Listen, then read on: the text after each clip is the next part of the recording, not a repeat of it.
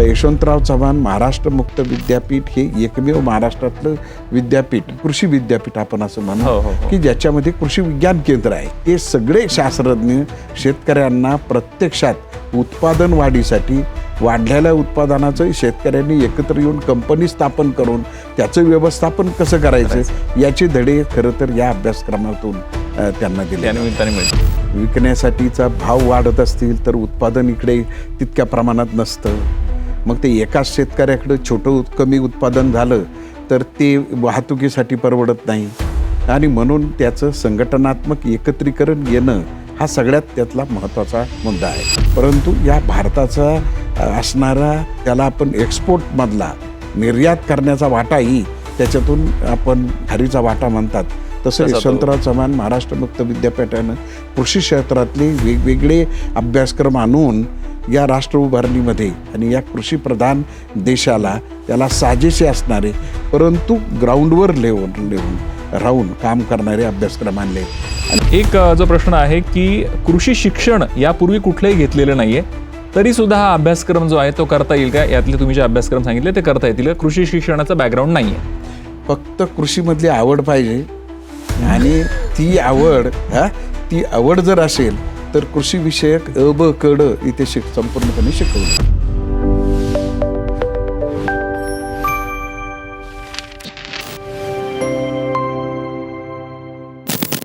Hello नमस्कार, मी आहे तुमचा आर.जे. भूषण. मिरची करिअर मंत्राच्या या नव्या कोऱ्या एपिसोडमध्ये तुमच्या सगळ्यांचं पुन्हा एकदा स्वागत करतो. अर्थातच करिअरच्या वेगळ्या वाटा, करिअरचे वेगळे मंत्र जाणून घेण्याकरता पुन्हा एकदा आपल्याबरोबर आपल्या या एपिसोडमध्ये आहेत यशवंतराव चव्हाण महाराष्ट्र मुक्त विद्यापीठाचे कुलगुरू doctor Sanjeev Sonawane sir. Sir नमस्कार. नमस्कार. नमस्कार सर, तुमच्याशी आम्ही गप्पा मारतोय. प्रत्येक एपिसोडमध्ये आम्हाला खूप प्रतिसाद मिळतोय आणि विद्यार्थ्यांचे वेगवेगळे प्रश्नही आहेत. छान. आज खरं एक असाच वेगळा जो करिअरचा मंत्र आहे त्याबद्दल खरं तुमच्याशी गप्पा मारायचे आहेत. आपले सगळ्यांचे लाडके पंतप्रधान त्यांनी ही सगळ्यात पहिल्यांदा घोषणा केली होती आणि ती म्हणजे जय जवान जय किसान. लाल बहादूर शास्त्री हे आपल्या सगळ्यांकरताच स्मरणीय आहेत आणि त्यांच्याबद्दल आपल्याला खूप आदर आहे. पण शेतकऱ्याची जी अवस्था आहे ती तेव्हापासून आपण बघितलं तर आत्तापर्यंत थोड्या बहुत प्रमाणात सारखी राहिलेली आहे. या सगळ्या गोष्टीचा विचार करता तुम्ही या सगळ्या विषयाकडे कसं बघता? शेतकऱ्यांकरता काही वेगळं करायचं असेल तर शेतकऱ्यांनी काय केलं पाहिजे? असं आहे, भारत हा शेतीप्रधान देश आहे आणि शेतीवर अवलंबून असणाऱ्या लोकसंख्येचं प्रमाणही भारतामध्ये जास्त आहे. परंतु शेती ही आधुनिक तंत्रज्ञानाने केली आणि संघटनात्मकदृष्ट्या शेतीचे प्रश्न सोडवण्यासाठी एकत्रित येऊन केली तर ती फायद्याची ठरते. कारण शेतीमध्ये अनेक प्रश्न आहेत. उत्पादन चांगलं झालं तर विकायचं कुठे? विकण्यासाठीचा भाव वाढत असतील तर उत्पादन इकडे तितक्या प्रमाणात नसतं. मग ते एकाच शेतकऱ्याकडे छोटं कमी उत्पादन झालं तर ते वाहतुकीसाठी परवडत नाही आणि म्हणून त्याचं संघटनात्मक एकत्रीकरण येणं हा सगळ्यात त्यातला महत्त्वाचा मुद्दा आहे. आणि म्हणून शेतकऱ्याचं जीवनमान उंचवायचं असेल तर शेतकरी करीत असलेल्याच शेतीच्या उत्पादनांसाठी ते एकत्र येऊन काही त्यांनी एकत्रितरित्या असणारे लाभाचे विषय जर पूर्ण केले तर त्यांचं जीवनमान उंचावण्यामध्ये आणि त्यांचे प्रश्न सोडवण्यामध्ये त्यांची स्वतःचीच असणारी एक संघटन आणि स्वतःचंच असणारं एक व्यवस्था तिथे निर्माण होईल. आणि म्हणून यशवंतराव चव्हाण महाराष्ट्र मुक्त विद्यापीठानं शेतकरी उत्पादक कंपनी व्यवस्थापन प्रमाणपत्र शिक्षणक्रम अभ्यासक्रम हा विद्यापीठाच्या कृषी विज्ञान विद्याशाखेच्या अंतर्गत सुरू केलेला आहे. क्या बात आहे. खरं फार्मर प्रोड्युसर कंपनी हे हल्ली सगळीकडे खूप ऐकायला मिळतं आणि शेतकऱ्यांकरताही खरं म्हटलं तर खूप मोठी संधी आहे. तो फक्त उत्पादक न राहता तो खऱ्या अर्थाने उद्योजक झाला पाहिजे ही त्यामागची संकल्पना आहे. अगदी बरोबर. तर फार्मर प्रोड्युसर कंपनी साठीचा जो आपला कोर्स आहे त्याची जरा आम्हाला माहिती सांगा. तो नेमका कोर्स कसा आहे? असं आहे की त्याचा एक आत्ता आपण बोलल्याप्रमाणे की शेतकऱ्यांची एकत्र येऊन स्वतःची उत्पादन कंपनी करणं ही एक काळाची गरज आहे.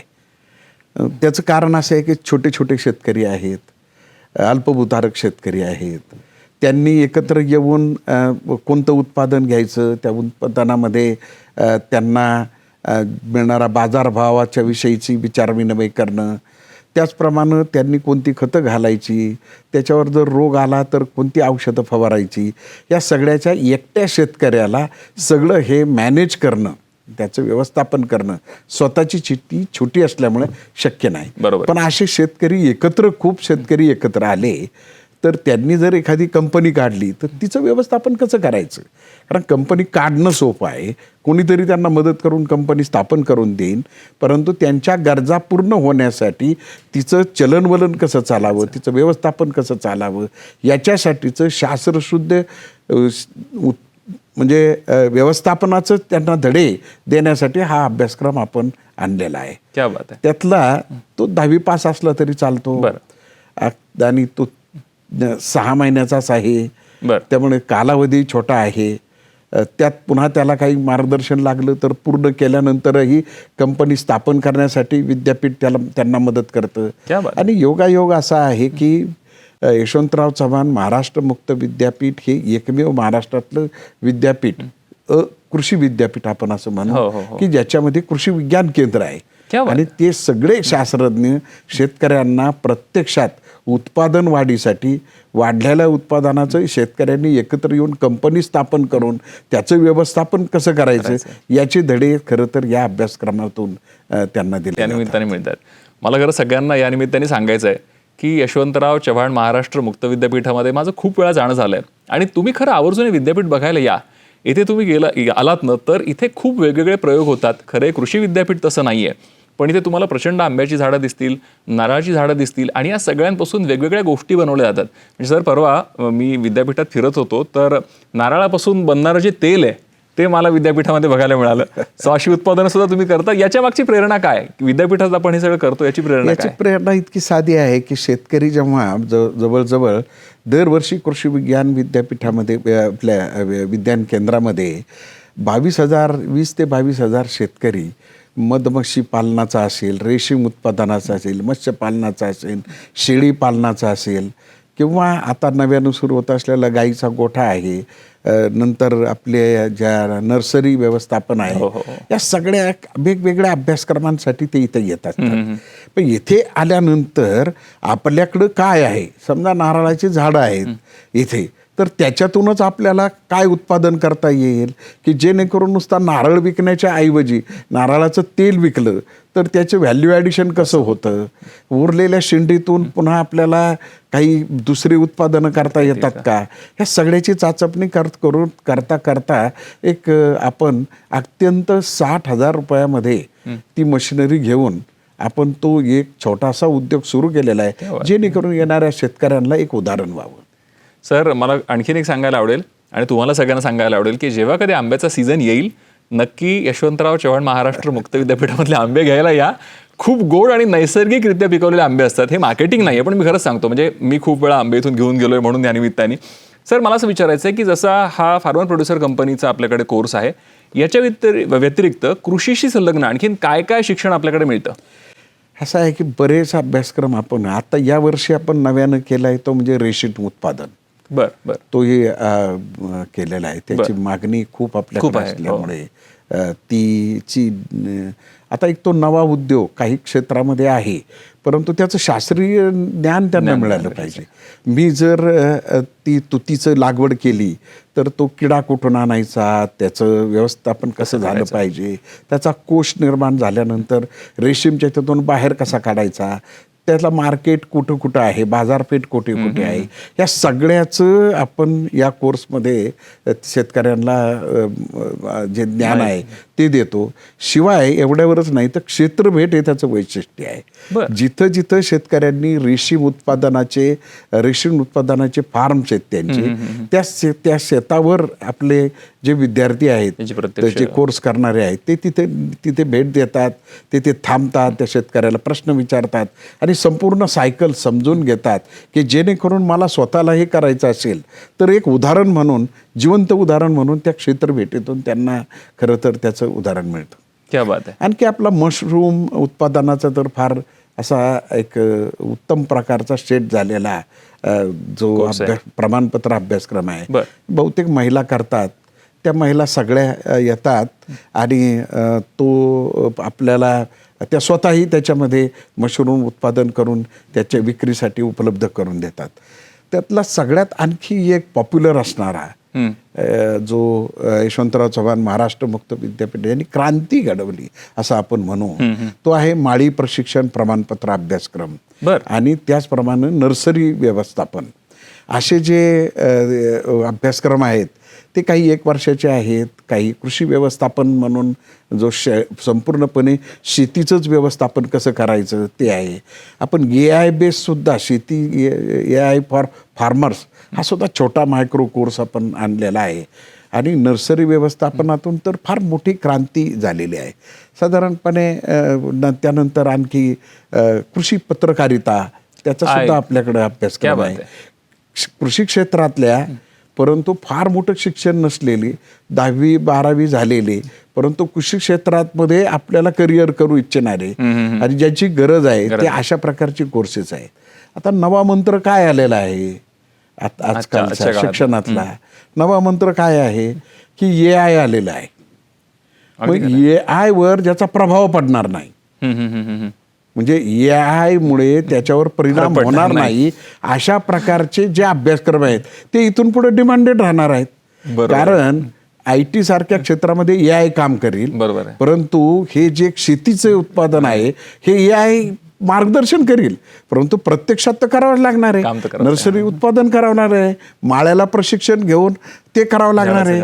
भाजीपाला व्यवस्थापनाचा जो आपल्याकडचा अभ्यासक्रम आहे तो एक आहे. परसबागेमध्ये भाजी कशी करावी, त्यामुळे सेंद्रिय उत्पादनातून आपल्या स्वतःच्या घराला प्लस त्याच्यातून काही जादा उत्पादन मिळू शकतं, तर तोही फार चांगला असा आहे.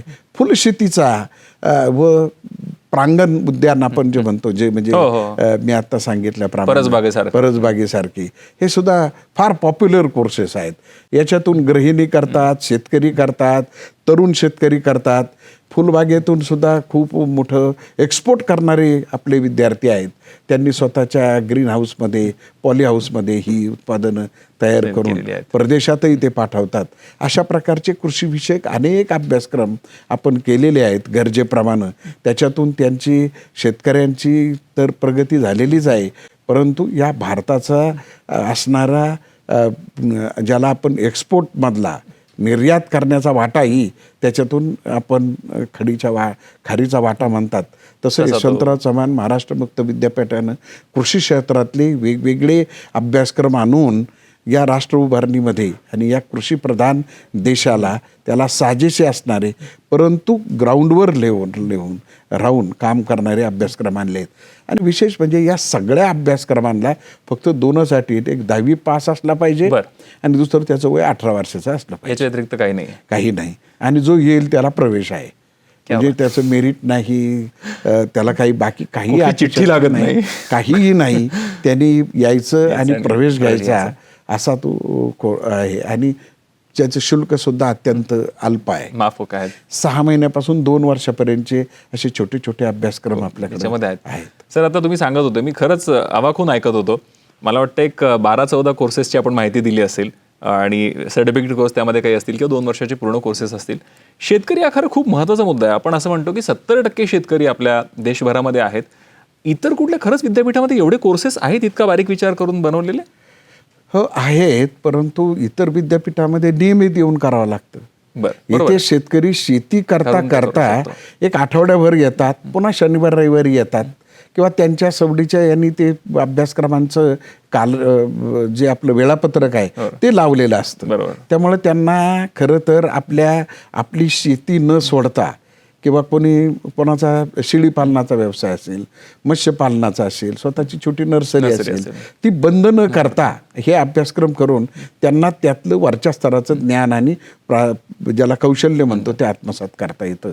हे तर यशवंतराव चव्हाण महाराष्ट्र मुक्त विद्यापीठाच्या विविध अभ्यासक्रमांचं वैशिष्ट्य आहे.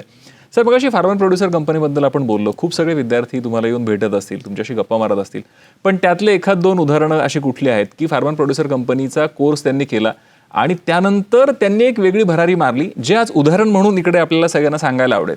खूप मोठं उदाहरणं आहेत त्याच्यामध्ये. आमचे जे कारभारी जाधव म्हणून जे आहेत, त्यांनी देवळा कृषी उत्पादन कंपनी स्थापन केली. केली, ती स्थापन केलेली आहे. त्यांचा तर 25,000 शेतकऱ्यांचा त्या कंपनीच्या माध्यमातून उपकंपन्या आणि आणखी दुसऱ्या कंपन्या स्थापन करून केलेल्या आहे. बापरे. ते सगळे शेतकरी एकत्र येतात. तर तो जो Deola agro farmer producer company जी आहे ते खरं तर त्या कारभारी जाधवांनी इतक्या मोठ्या प्रमाणात शेतकऱ्यांचं नेटवर्किंग केलेलं आहे. त्यामुळे ते शेतकरी कोणतं खत वापरायचं, कोणतं बियाणं वापरायचं, या सगळ्यांचं एकत्रितरित्या विचार करतात आणि उत्पादन केल्यानंतर कोणत्या बाजारपेठेत पाठवायचं त्याचा एकत्रित विचार केला जातो. आणि त्यामुळं काय होतंय की एकटं करण्याच्या ऐवजी एखाद्या शेती उत्पादन कंपनीतून करणं, त्यामध्ये त्यामधून केलं तर त्या शेतकऱ्यांना आणखी स्वतःचा एक आत्मविश्वासही वाढतो की मी एकटा नाही, ही कंपनी आहे आणि ती शेतकऱ्यांचीच कंपनी आहे आणि एका शेतकऱ्यांनीच उभारलेली असल्यामुळे त्या शेतकऱ्यांची देवाणघेवाण त्यांच्यामध्ये एकमेकाला शेती उत्पादन वाढवण्यासाठी व त्यातून विक्री व्यवस्था, विपणन व्यवस्था करून किंवा त्यातूनही काही उत्पादनं तयार करून त्याच्या पुढे जाता येईल का, या सगळ्यासाठीचं एक उत्तम व्यासपीठ त्यामुळे निर्माण होतं. क्या बात आहे. खरं खूप छान असं वाक्य आहे आणि जे वर्षानुवर्ष लोक वापरत राहिलेत ते वाक्य असं आहे की शेतकरी हा नेहमी उद्या श्रीमंत होणारा माणूस आहे. आणि मला असं वाटतं की आता तो उद्या आज आलेला आहे, कारण फार्मर प्रोड्युसर कंपनीच्या माध्यमातून तुम्ही हे दिलेलं उदाहरण खूप मोठं आहे. भूषण बरोबर सांगितलं.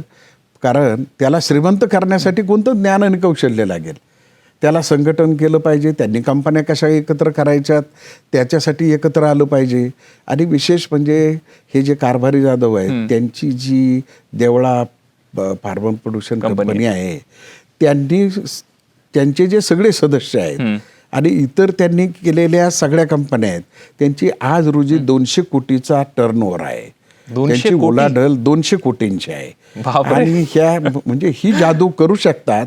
आणि त्यासाठी त्यांना लागणारं, मी पुन्हा सांगितलं की वायशुमीव जे कृषीविषयक अभ्यासक्रम आहेत त्याच्यातून त्यांना लागणारं ज्ञान आणि कौशल्य त्यांना देतं, प्रत्यक्षात अनुभव देतं आणि त्यामुळेच ते शक्य होतं.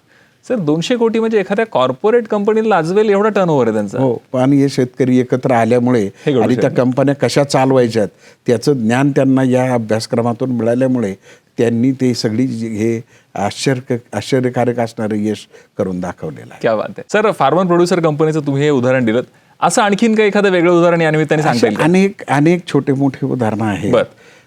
बऱ्याच जणांनी ह्या अभ्यासक्रम पूर्ण करून आपले स्वतःचे व्यवसाय सुरू केले आहेत, नर्सरी सुरू केले आहेत. त्यातलं एक अत्यंत यशस्वी अशा प्रकारचं उदाहरण म्हणजे नाशिकच्या जवळच जे एक उगाव म्हणून आहे, त्या गावामध्ये ओम गायत्री नर्सरी म्हणून त्यांनी स्थापन केली. ते मधुकर गवळी. अत्यंत 5 आणि 10 गुंठ्यात त्यांनी इथला जो नर्सरी व्यवस्थापनाचा अभ्यासक्रम पूर्ण केल्यानंतर 5-10 गुंठ्यात सुरू केलेली नर्सरी आज त्यांची ती काही ज्याला आपण म्हणतो की इतक्या मोठ्या प्रमाणावर नेलेली आहे त्यांनी. त्यांचा स्वतःचा टर्नओव्हर आज 30 कोटी रुपये एकाच नर्सरीचा आहे. आणि आधुनिक तंत्रज्ञानाच्या आधारावर ते आता नर्सरीचे कलम करतात. मध्य प्रदेश, गुजरात, महाराष्ट्र पाहिजे त्या शेतकऱ्यातले संपर्क केल्यानंतर त्याच्या शेतावर ते रोपं पुरवली जातात.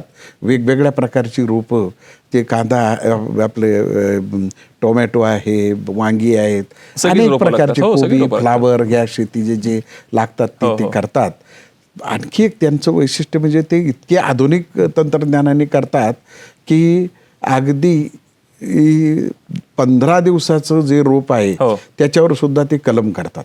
खाली वांग्याचं खोड आणि मूळ ठेवतात आणि त्याच्यावर टोमॅटोचं वर कलम केलं जातं की जेणेकरून खालचा जो स्टॉक आहे तो अति पावसामुळे किंवा इतर काही कारणानं किंवा काही बुरशीने खराब होऊ नये त्याच्यासाठीचा तो मजबूत असावा आणि ते पीक जोमानं यावं यासाठी केलेलं.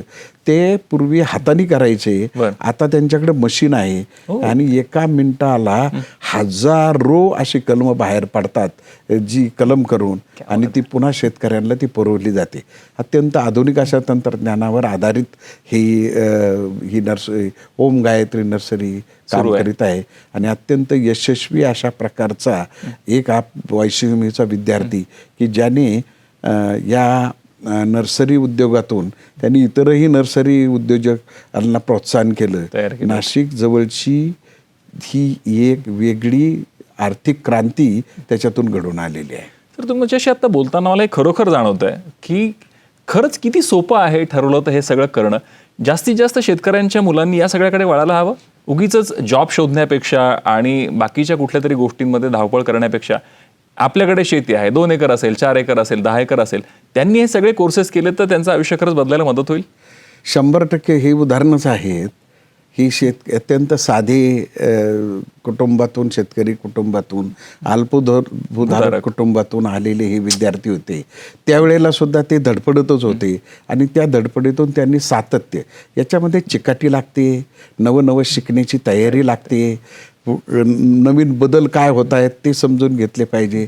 शेतकऱ्यांच्या असणाऱ्या गरजा लक्षात घेऊन त्या गरजा पूर्तता करणारी बदल आपल्या नर्सरीमध्ये किंवा उत्पादक कंपनीमध्ये करून त्यांची गरज पूर्ण झाली तर त्यांना खूप मोठा असा प्रकारचा, ज्याला आपण म्हणतो व्यापक अशा प्रकारचा व्यवसायाची संधी देणारी बाबी निर्माण होतात आणि त्याच्यातून त्यांचा व्यवसाय फुलतो. त्यामुळे ही अत्यंत महत्त्वाची बाब आहे की ज्याच्यामध्ये चिकाटी आहे, नवं शिकण्याची तयारी आहे. वायशिवमीसारखे इथे येऊन ते कृषीविषयक जो म्हणून अभ्यासक्रम निवडाल तो शिकून जर त्यांनी प्रत्यक्षात आणण्यासाठी प्रयत्न केला तर त्याच्यामध्ये यश आहे. अशीच ही सगळी उदाहरणं आहेत. क्या बात आहे. खरं ह्या सगळ्या गोष्टी आपण ऐकतोय आणि मला असं वाटतं ह्या जर आपण खरंच ठरवल्या तर या होऊ शकतात. आता सरांनी उल्लेख केलेल्या व्यक्तीची यशोगाथा सरांनी तर सांगितलेली आहेत, पण ती यशोगाथा प्रत्यक्ष ऐकूयात त्यांच्या मुखामधून. मी कारभारी जाधव, मुक्काम पोस्ट खर्डा, तालुका देवळा, जिल्हा नाशिक.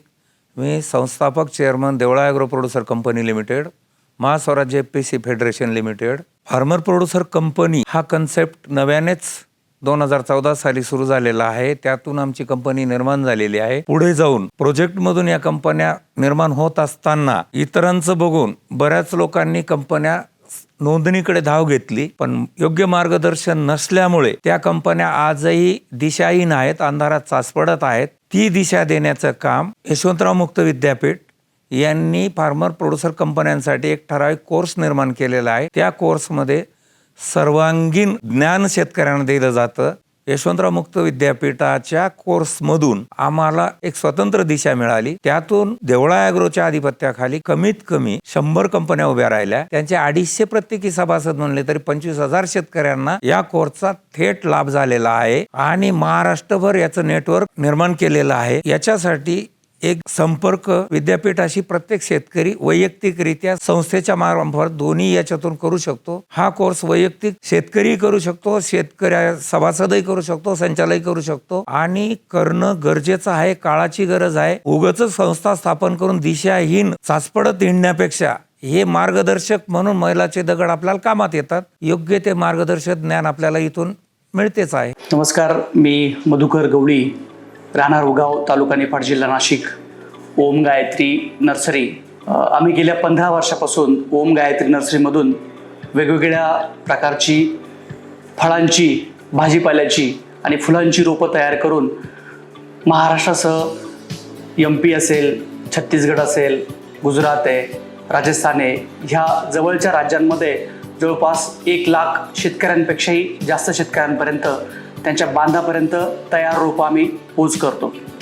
हे सर्व करत असताना गेली 15 वर्ष हा सातत्याने आम्ही हा बिझनेस, हा व्यवसाय करत आहोत. परंतु याच्या मागे सर्वात मोठं आणि महत्त्वाचं श्रेय म्हणजे यशवंतराव चव्हाण मुक्त विद्यापीठ आणि त्या विद्यापीठातील कृषी विज्ञान केंद्र, या विद्यापीठातील सर्व शास्त्रज्ञ मार्गदर्शकांचं महत्त्वाचं ठरलेलं आहे. मला सांगायला आनंद वाटतो की मी 21 दिवसाचा रोपवाटिका व्यवस्थापनाचा कोर्स केला आणि या कोर्सच्या माध्यमातून माझ्या जवळपास 300-350 सहकाऱ्यांना रोजगार उपलब्ध करून देण्याची मला संधी या माध्यमातून मिळाली. 2008-09च्या सप्टेंबरमध्ये 21 दिवसाचं रोपवाटिका व्यवस्थापनाचा कोर्स करून ह्या रोपवाटिकेला मी सुरुवात केली. रोपवाटिकेची सुरुवात करत असताना अवघ्या 2 गुंठ्यावरती ह्या रोपवाटिकेची सुरुवात केली आणि आज तब्बल 35 एकरावरती ह्या ओम गायत्री नर्सरीचा परिसर जो आहे हा पसरलेला आहे. हे सर्व मार्गदर्शन आम्हाला फार्मर प्रोड्युसर कंपनीची स्थापना असेल किंवा त्याचा कसं आपण कलेक्टिव्ह चांगलं काम करू शकतो, हे सर्व तांत्रिक मार्गदर्शन असेल हे विद्यापीठातून आम्हाला सातत्यानं मिळत राहिलं. सांगायचं मूळ कारण म्हणजे ओम गायत्री नर्सरी किंवा ओम गायत्री फार्मर प्रोड्युसर कंपनी असेल, त्या सर्व आमच्या ग्रुपचा जो काही प्रवास आहे तो प्रवास करण्यामागं महत्त्वाचं आणि मोलाचं मार्गदर्शन हे यशवंतराव चव्हाण मुक्त विद्यापीठ कृषी विज्ञान केंद्र येथून मिळालेलं आहे. आणि आता ह्याच विद्यापीठामध्ये वेगवेगळी प्रकारची कोर्सेस हे असतातच, परंतु आपल्या शेतकरी बांधवांनी कलेक्टिव्ह फार्मिंग कशी करायची, एकत्रित येऊन फार्मिंग कशी करायची, चांगलं उत्पादन कसं घ्यायचं, वेगवेगळ्या प्रकारची जी काही फळं असतील, भाजीपाल्याची पिकं असतील, ही चांगली पिकं कशी घ्यायची, त्याचं उत्पादन कसं वाढवायचं आणि बाजारपेठेमध्ये एकत्रितरित्या कसं त्याचं विपणन करायचं, याचा एक कोर्स हा विद्यापीठामध्ये हा केला गेलेला आहे. आणि मी आपल्या सर्व शेतकरी बांधवांना आग्रहाची आणि नम्रपूर्ण विनंती करू इच्छितो की आपण सर्वांनी या कोर्सचा भाग म्हणून आपण ह्या कोर्स विद्यापीठामध्ये करावा आणि आपल्या शेतीमध्ये आपली उन्नती करावी, अशी मी आपल्याला आग्रहाची विनंती करतो.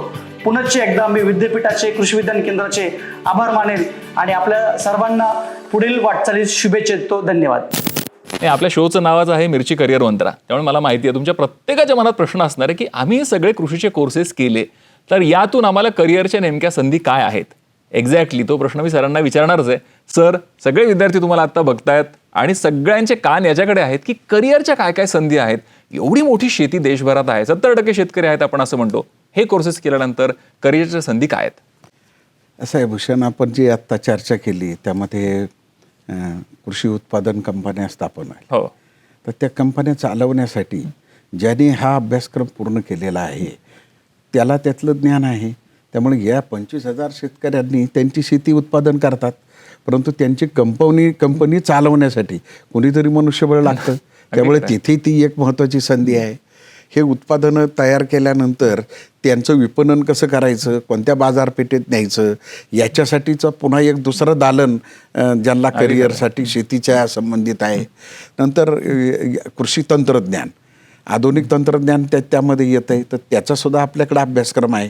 त्यांनी जर ते केलं तर शेतकऱ्यांना ते ज्ञान, नवीन येणारा कृषी अवजारं असतील, फवारणीचे नवीन येणारे पंप असतील, आता ड्रोनद्वारे फवारणी करण्याचं तंत्रज्ञान असेल, हे सगळं त्यांना इथे अवगत असतं. त्यामुळं ते एक क्षेत्र आहे.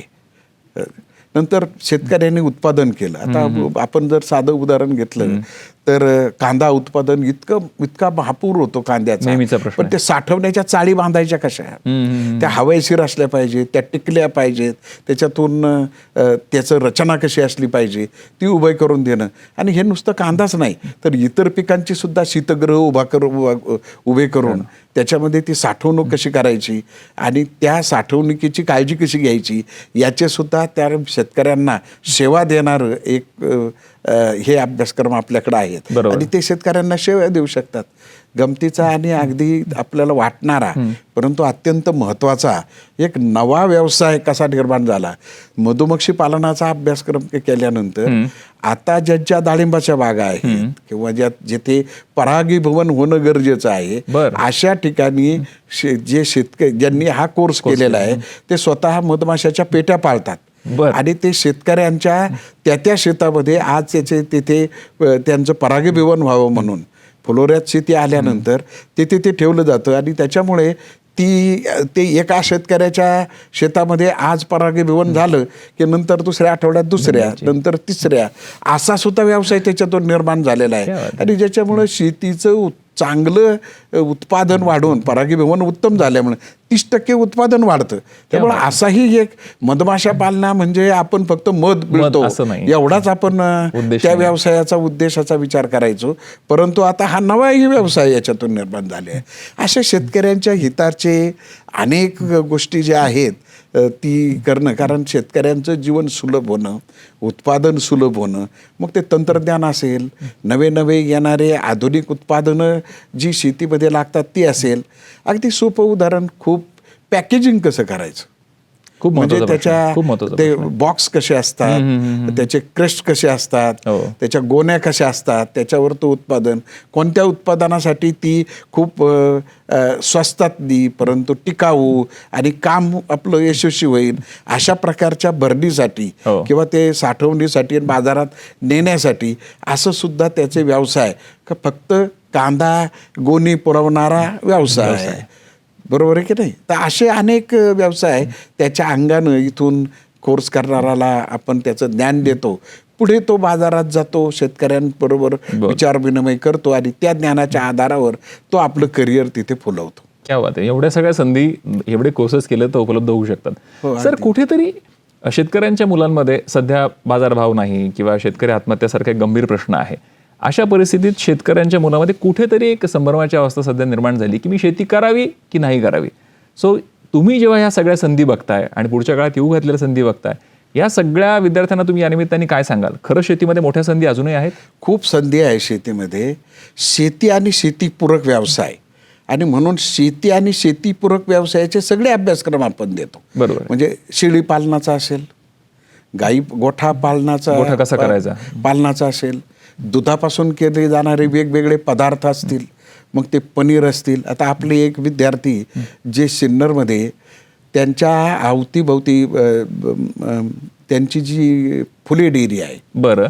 आता त्या फुले डेअरीमध्ये त्यांचं काम काय आहे, तर ते आजूबाजूच्या 10-20 गावातलं फक्त शेळीचं दूध एकत्र करतात आणि बरं. त्याचं कॉटेज चीज बनवतात आणि ते एक्सपोर्ट करतात. क्या बात आहे. आता मला सांगा की कोणत्याही गावामध्ये शेळी असते, असतात ना शेळ्या असतात. शेळीचं दूध असतं, परंतु त्याचं एकत्रीकरण करून त्यांनी त्याची शेळीच्या दुधाची डेअरी तयार करून कॉटेज चीज तयार करण्याचं तंत्र त्यांनी अवगत केलं आणि त्याच्यातून ते मिळतो. म्हणजे हा तर विचाराचा आपल्याकडे सगळं आहे.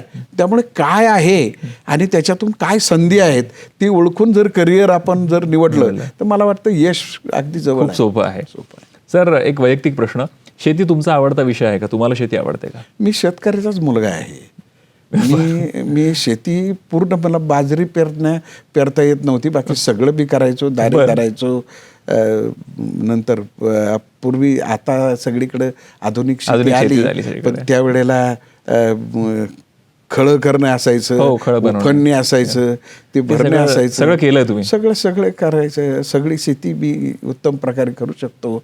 आणि माझे जसा शिक्षक म्हणून मला आवडतं तसं दुसरा विषय माझा शेती आहे. शेती पण आहे. कुठल्या गावाला शेती तुमची? माझी नगर जिल्ह्यामधली, नगर शहराला लागूनच टाकळी खादगाव म्हणून गाव आहे, तिथे माझी शेती आहे. आमचा पारंपरिक व्यवसाय बाग बगीच्याचा होता. माझ्या आजोबांची मोसंबीची बाग होती. अरे क्या बात. आणि वडिलांची निमोनीची होती आणि डाळिंबाची होती. आता मी जी विकसित केली आहे ती संत्र्याची आहे. बरं, तुम्ही विकसित केली संत्र्याची बाग? सध्या माझ्याकडे संत्र्याची बाग आहे. तर शेती तुमचाही आवडता विषय आहे. सर, पुढच्या एक तुमचा शेती आवडता विषय, तुम्ही एवढ्या सगळ्या देशभरात फिरत असता, देशाबाहेर फिरत असता, पुढच्या 10 वर्षानंतर भारताच्या शेतीचं चित्र तुम्ही कसं बघताय? शेतकऱ्याचं चित्र कसं बघताय? शेतीला खूप मोठं भवितव्य आहे. याचं कारण असं आहे की भारताचं शहरीकरण होत चाललेलं आहे, त्यामुळे शेती क्षेत्र कमी होत चाललेलं आहे. आणि शेती क्षेत्र कमी होत चालल्यामुळे असलेल्या उरलेल्या शेतीला खूप मोठं महत्त्व येणार आहे. परंतु ते पारंपरिक पद्धतीने करण्यावर नाही, तर पाण्याचं व्यवस्थापन झालं पाहिजे, बियाणाचे आधुनिक बियाणं वापरले पाहिजे, त्याच्यावर प्रक्रिया केल्या पाहिजेत. आता डाळिंब आहे, डाळिंबाचा ज्यूस करून विकणं आणि एखाद्या उत्पादन कंपनीने शेतकरीचे एक साधारणपणे 20-25 शेतकरी ज्यांचे डाळिंबाचा भाग आहे त्यांनी डाळिंब बाजारात नेऊन विकणं, त्याच्याऐवजी असा ज्यूस करून कोणातरी बरोबर कोलॅबरेशन करून विकलं तर खूप मोठं उदाहरण त्याच्यातून होऊ शकतं. ड्राईंग ज्याच्यातला आणखी एक डिहायड्रेशन हा प्रकार आलेला आहे. तो खूप शेती उत्पादन, मग कांद्याची पावडर करणं असेल किंवा इतर जे भाज्या आहेत, कसुरी मेथी आपल्याकडे वापरली जाते, ती डिहायड्रेशन करून सुकूनच केली जाते. त्याच्यात आता सोलर ड्रायर आलेत. एक काम करता, शेती करता करता आणखीही त्याला पूरक असणाऱ्या गोष्टी जर केल्या तर त्या आणखी फायदेशीर असतात. तर तशी दृष्टी ठेवून मला वाटतं शेती केली तर शेतीला निश्चित उज्ज्वल भविष्य आहे. खरं या सरांशी सगळ्या गप्पा सुरू आहेत. मला माहिती आहे तुमच्या मनात खूप सगळे प्रश्न आहेत, पण आमच्याकडे जे काही प्रश्न आहेत ते या निमित्ताने आम्ही विचारणार आहोत. सर, काही प्रश्न आलेले आहेत. त्यातला पहिला प्रश्न असा आहे की मी एक लहान शेतकरी आहे आणि फार्मर प्रोड्युसर कंपनीचा मला भाग होता येईल का? त्याकरता हा कोर्स करून मला काही फायदा होईल का? असा एक प्रश्न. 100% होईल. कारण फार्मर प्रोडक्शन कंपनीची गरज काय, तिचे उद्दिष्टे काय, ती कशी स्थापन करायची, स्थापन केल्यानंतर तिचं व्यवस्थापन कसं करायचं, आणि ही जी कंपनी आहे ही खरं शेतकऱ्यांचीच आहे. ते छोटे शेतकरी आहेत, छोट्या शेतकऱ्यांनाच ह्याचा आहे. ते आणखी अनेक छोटे शेतकरी जोडतील आणि त्यांची एक उत्पादन कंपनी, शेती उत्पादन कंपनी ते चांगल्या प्रकारे स्थापन करू शकतील. आणि येथे या अभ्यासक्रमामध्ये तिचं व्यवस्थापन कसं करायचं, ती टिकली कशी पाहिजे, ती पुढे कशी गेली पाहिजे आणि परिणामकारकरित्या तिचा व्यवहार कसा चालेल हेच शिकवलं जातं ते. सर, एक प्रश्न महिलांकडून आलाय आणि महत्त्वाचा आहे की आम्ही शेतकरी महिला आहोत, आम्हाला महिलांचा शेती उत्पादन गट स्थापन करता येऊ शकतो का, महिलांचा, आणि त्याला काही वेगळं भवितव्य आहे का? 100% ते स्थापन करू शकतात, कारण त्या शेतकरी आहेत. ते महिला आहे का पुरुष आहे हा विषयच नाही. बरोबर. परंतु ती कंपनी कशी चालवायची याचं ज्ञान त्यांना घेणं गरजेचं आहे. आणि म्हणून हा कोर्स केल्यानंतर त्यांची त्यातली समज वाढेल आणि ते उत्तम प्रकारची फार्मर प्रोड्युसर कंपनी स्थापन करू शकतात आणि यशस्वी होऊ शकतात. एक जो प्रश्न आहे की कृषी शिक्षण यापूर्वी कुठलंही घेतलेलं नाहीये, तरी सुद्धा हा अभ्यासक्रम जो आहे तो करता येईल का? यातले तुम्ही जे अभ्यासक्रम सांगितले ते करता येतील का? कृषी शिक्षणाचा बॅकग्राऊंड नाहीये, फक्त कृषीमधली आवड पाहिजे. आणि ती आवड जर असेल तर कृषी विषयक ब क ड इथे संपूर्णपणे शिकवलं जातं. त्याकरता कुठल्या वेगळ्या शिक्षणाची घेतलेली असायची गरज नाही. त्यांना फक्त आपण जसं म्हणतो बेसिक 10वी झालेलं असलं पाहिजे. 18 वर्ष पूर्ण असेल तर शेतीचं मूलभूत ज्ञानापासून तर आधुनिक असणाऱ्या ज्ञानापर्यंत त्यांना अशा प्रकारच्या अभ्यासक्रमांचं दालन इथे YCME उपलब्ध आहे. या निमित्ताने ना मला एक खूप छान वाक्य आठवलं. ते कुणाचं ते मला आता आठवत नाही, पण ते खूप छान म्हणाले, खऱ्या अर्थाने कोण उद्योजक असेल आणि उत्पादक असेल ना तर तो शेतकरी आहे, कारण तो एक दाणा पेरतो आणि त्यातून हजारो दाणे तयार करतो. त्यामुळे आपण सगळे शेतकरी या निमित्ताने जे हे बघताय, ऐकताय, खरोखर तुमच्या सगळ्यांचा रोल खूप जास्त महत्त्वाचा आहे. पण त्याकरता तंत्रज्ञान आणि या सगळ्या गोष्टीचं शिक्षण घेणं महत्त्वाचं आहे. आणि मला असं वाटतं यार आपल्याकडे सगळे अवेलेबल असेल तर ते शिकायला हवं. आणि यशवंतराव चव्हाण मुक्त विद्यापीठ हेच म्हणतं ना, ज्ञानगंगा घरोघरी, हे घरी बसल्या बसल्या आपल्या सगळ्यांना शिकायला मिळणार आहे. खरं सांगू, माझी पण शेती आहे आणि यातले 1-2 कोर्स, सर्टिफिकेट कोर्स का होईना, मी स्वतः करणार आहे. सर, मी तुम्हाला खरंच सांगतो, मी ऑलरेडी पत्रकारितेचं शिक्षण यशवंतराव चव्हाण महाराष्ट्र मुक्त विद्यापीठाकडून घेतलंय. मी तर खरं ऑलरेडी मला जॉब लागला होता आणि त्यानंतर मी शिक्षण घेतलं तर याच्याकरता की आपण जे करतोय ते चांगल्या पद्धतीने आपल्याला करता यायला हवं. सो या निमित्ताने आता सगळे तुम्हाला बघतायत, सगळ्यांना या निमित्ताने काय करिअरचं मंत्र द्याल? प्रत्येकाची गावाकडे शेती आणि प्रत्येक जणाला असं वाटतं की काय शेतीत लक्ष घालायचं. पण आज तुम्ही सांगितल्यानंतर कळतंय केवढ्या सगळ्या अपॉर्च्युनिटीज आहेत. सगळ्यांना या निमित्ताने काय करिअरचं मंत्र द्याल? असं आहे, आपण नेहमी म्हणतो की शेती ही काळं सोनं आहे. अगदी खरं आहे. परंतु ते सोनं चकाकायचं असेल, त्याची चमक वाढवायची असेल तर आपल्याला आधुनिक शेती विज्ञानाचे धडे घेतले पाहिजेत. त्यासाठी तर यशवंतराव चव्हाण महाराष्ट्र मुक्त विद्यापीठानं उत्पादन वाढी तर आहेच आहे, वेगवेगळ्या क्षेत्रातले शेतीपूरक अभ्यासक्रम तर आणलेलेच आहेत. परंतु शेती उत्पादनाकडून तो शेती उत्पादन त्याचं उद्योजक म्हणून ही त्याचं रूपांतर व्हावं. आणि त्यासाठी तर यशवंतराव चव्हाण महाराष्ट्र मुक्त विद्यापीठ शेती आणि शेतीपूरक आणि शेतीच्या संबंधित असणारे जे सगळे व्यवसाय, विषयज्ञान, तंत्रज्ञान या सगळ्यासाठी तर हे अभ्यासक्रम त्यांनी आणलेले आहेत. ज्याला शेतीची आवड आहे, त्या काळ्या सोन्याचं आपल्या जीवनात असणारं महत्त्व लक्षात घेऊन ते चकाकण्याची आपल्याला जर आवड असेल तर अवश्य यशवंतराव चव्हाण महाराष्ट्र मुक्त विद्यापीठाच्या या सगळ्या कृषीविषयक अभ्यासक्रमांचा आपण लाभ घ्यावा आणि त्याच्यातून आपलं उत्पादन तर वाढवावंच, त्याचबरोबरीनं आपण शेतीचा एक यशस्वी उद्योजक व्हावं. ही संधी खरं तर यशवंतराव चव्हाण महाराष्ट्र मुक्त विद्यापीठ या अभ्यासक्रमांच्या माध्यमातून महाराष्ट्रातल्या सगळ्या शेतकऱ्यांसाठी आणि शेतीची आवड असणाऱ्यांसाठी उपलब्ध करून देत आहे. क्या बात आहे. तुम्हाला खरं सांगू, आपण ट्रेंडिंग म्हणतो ना, बिलीव्ह मी, पुढच्या काळामध्ये ना शेती ट्रेंडिंग होणार आहे आणि त्याकरता हे सगळे वेगवेगळे कोर्स करणं गरजेचं आहे. तुमच्या मनात खूप सगळे प्रश्न असतील, त्या प्रश्नांची उत्तर आम्ही नक्की तुम्हाला देऊ. मी तुम्हाला मागचेच पण सांगितलं होतं, मिरची भूषण नावाने मी इंस्टाग्रामवरती आहे, याबरोबर मिरची मराठी हे पण आमचं एक पेज आहे, किंवा आपल्या यशवंतराव चव्हाण महाराष्ट्र मुक्त विद्यापीठाची वेबसाईट आहे. या कुठल्याही ठिकाणी तुम्ही आमच्याशी कनेक्ट करू शकता, आमच्याशी गप्पा मारू शकता, काय प्रश्न असतील ते विचारा. तुमच्या सगळ्या प्रश्नांची उत्तरं मी कुलगुरूंकडून घेण्याचा नक्की प्रयत्न करेन. मिरची करिअर मंत्राचा हा भाग तुम्हाला कसा वाटला हे आवर्जून मला सांगा, आणि आणखीन कुठली माहिती तुम्हाला हवी असेल तर तेही कळवा. पुन्हा एकदा थँक्यू व्हेरी मच. पुढच्या एपिसोडमध्ये परत भेटूयात. Thank you sir. नमस्कार.